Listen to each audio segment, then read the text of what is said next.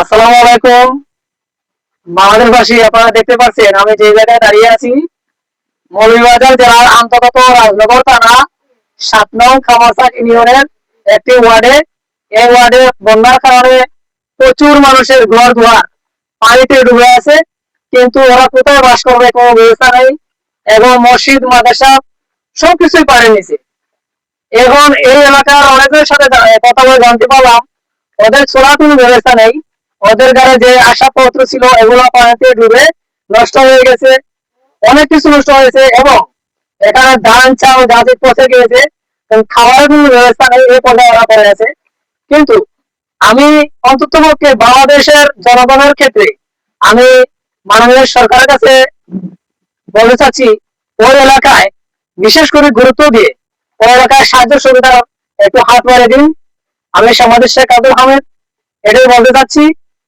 এবং ওই এলাকার যে পরিস্থিতি, খুবই ভয়ানক পরিস্থিতি, আমি এসে জানতে পারলাম।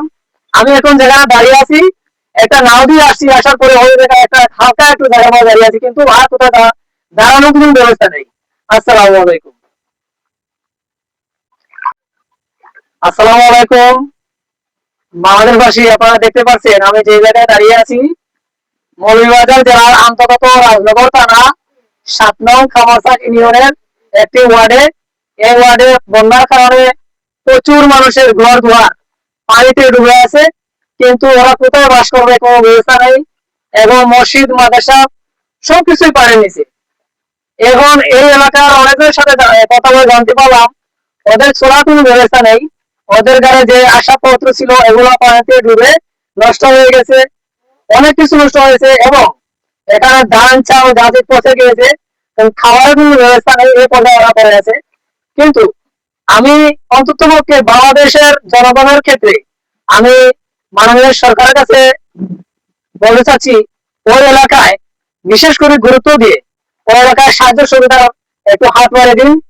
আমি সমাজের শেখ আব্দুল হামিদ এটাই বলতে চাচ্ছি। এবং ওই এলাকার যে পরিস্থিতি, খুবই ভয়ানক পরিস্থিতি, আমি এসে জানতে পারলাম। আমি এখন যেখানে দাঁড়িয়ে আছি, একটা নাও দিয়ে আসছি, আসার পরে ওই জায়গায় একটা হালকা একটু জায়গা দাঁড়িয়ে আছি, কিন্তু আর কোথাও দাঁড়ানোর কোনো ব্যবস্থা নেই। আসসালামু আলাইকুম।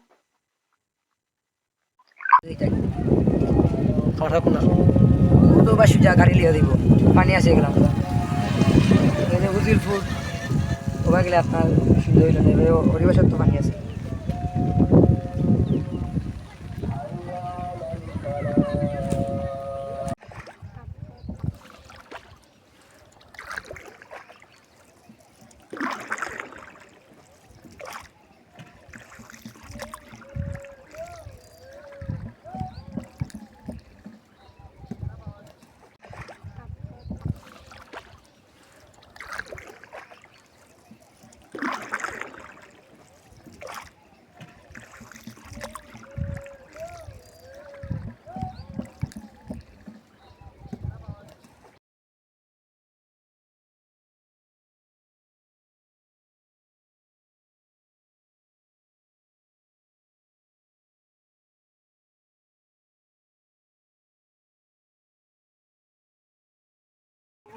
চিরা কইলি হইছে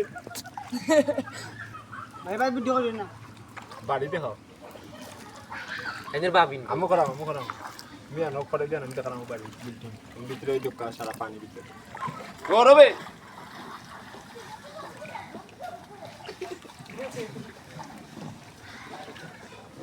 রাইমন না জিনি